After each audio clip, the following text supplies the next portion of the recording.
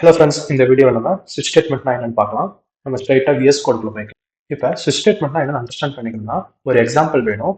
இப்போ நம்ம வந்துட்டு இன்ட் ஏ ஈக்குவல் டு 1ன்னு வச்சுக்கலாம். இப்போ நம்ம வந்துட்டு இஃப்எல்ஸ் கண்டிஷன்லாம் வந்துட்டு ஒன்னா இருந்துச்சு அப்படின்னா வந்துட்டு த நம்பர் இஸ் 1 அப்படி நம்ம பிரிண்ட் பண்ண ட்ரை பண்ணலாம். ஓகேவா? If if n equal to 1, so இது வந்துட்டு ஏ equal to 1, system.out.print the number is 1. ஓகேவா? இப்போ வந்துட்டு நம்ம எல்சிஃப் மாதிரி போட்டுக்கலாம். எல்சிஃப் இப்போ வந்துட்டு ஏ ஈக்குவல் டு 2வா இருந்துச்சு அப்படின்னா வந்துட்டு இந்த நம்பர் இஸ் 2ன்னு சொல்லணும். இதே வந்துட்டு 3ன்னு இருந்துச்சுன்னா வந்துட்டு இதை வந்துட்டு 3ன்னு சொல்லணும். கொஞ்சம் இன்டென்டேஷன் மட்டும் மெயின்டைன் பண்ணிக்கோங்க. பட் ஜாவால இன்டென்டேஷன் வந்துட்டு மேண்டட்ரி இல்லை, இன்டென்டேஷன் எல்லாமே ஒர்க் ஆகும். பட் நம்மளோட நீட்னஸ்க்காக, கோட் க்ளீனாக இருக்கணுன்றதுக்காக, கோட் பார்க்க நீட்டாக இருக்கணுன்றதுக்காக நம்ம இன்டென்டேஷன் யூஸ் பண்ணிக்கலாம். இப்போ வந்துட்டு இந்த கோடை ரன் பண்ணி பார்க்கலாம்.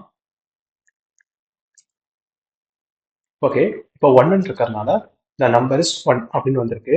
இப்போ நம்ம வந்து இந்த இஃப் எல்சிஃபை வந்துட்டு ஓவர் கம் பண்ணுறதுக்காக தான் வந்துட்டு நம்ம ஸ்விட்ச் ஸ்டேட்மெண்ட் வந்துட்டு பண்ணுறோம். இப்போ வந்துட்டு ஸ்விட்ச் ஸ்டேட்மெண்ட்டோட சின்டாக்ஸ் பார்க்கலாம். ஸ்விட்ச் ஏ.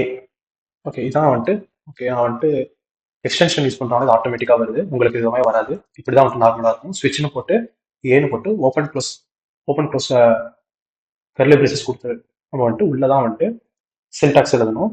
சின்டாக்ஸ் என்னன்னா case 1 colon system dot out dot print. இதை அப்படியே காப்பி பண்ணி பேஸ்ட் பண்ணிக்கலாம். ஓகே, இப்போ கேஸ் 2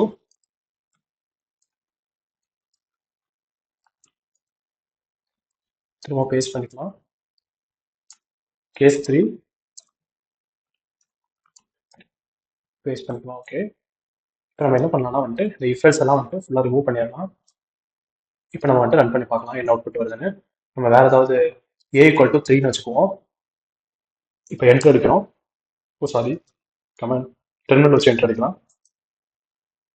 ஓகே, இந்த நம்பர் இஸ் 3ன்னு வந்துட்டு இப்போ ஸ்விட்ச் ஸ்டேட்மெண்ட் கரெக்டாக ஒர்க் ஆகுது.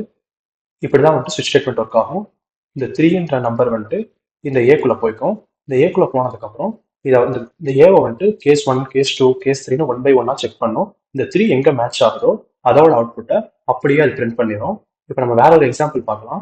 இப்போ 3க்கு பதிலாக நம்ம 1ன்னு போடுறோம். 1ன்னு போட்டு ரன் பண்ணோம்னா இங்கே பாருங்க, நமக்கு வந்துட்டு 3மே அப்படியே வருது. இதை அவாய்ட் பண்ணுறதுக்கு நம்ம என்ன பண்ணலாம்னா வந்துட்டு இப்போ ஒரு கேஸ் முடிஞ்சதுக்கப்புறம் நம்ம பிரேக் யூஸ் பண்ணலாம். பிரேக் யூஸ் பண்ணுறப்ப என்ன ஆகும்னா வந்துட்டு அதோடய ஸ்டாப் ஆயிடும், அதுக்கு மேலே போகாது. ஓகே, இப்போ நம்ம பிரேக் யூஸ் பண்ணியிருக்கோம். இப்போ நம்ம ரன் பண்ணி பார்க்கலாம். இங்கே பாருங்க, அந்த நம்பர் இஸ் 1 மட்டும்தான் வந்துருக்கு, வேற எதுவுமே வரல. இப்போ ஃபார் எக்ஸாம்பிள் நம்ம 1க்கு பதிலாக ஒரு 5ன்னு போட்டுக்கலாம். 5ன்னு போட்டால் என்ன ஆகுதுன்னு பாருங்க. கிளியர் பண்ணிக்கலாம் ஸ்க்ரீனு. இங்க பாருங்க, 5ன்னு போட்டால் இந்த மாதிரி எந்த அவுட்புட்டுமே வர மாட்டேங்குது. உங்களுக்கு வந்துட்டு இந்த மாதிரி தெரியாத நம்பர் வந்துச்சுன்னா வந்துட்டு ஒரு டிஃபால்ட்டா எனக்கு ஒரு அவுட்புட் எனக்கு வரணும் அப்படின்னு நினைச்சீங்கன்னா வந்துட்டு நீங்க டிஃபால்ட்ன்ற கீவேர்டை யூஸ் பண்ணிக்கணும். டிஃபால்ட்ன்ற கீவேர்டு யூஸ் பண்ணிட்டு the number is not correct அப்படின்னு போட்டுக்கலாம். இப்போ நம்ம ரன் பண்ணி பார்க்கலாம்.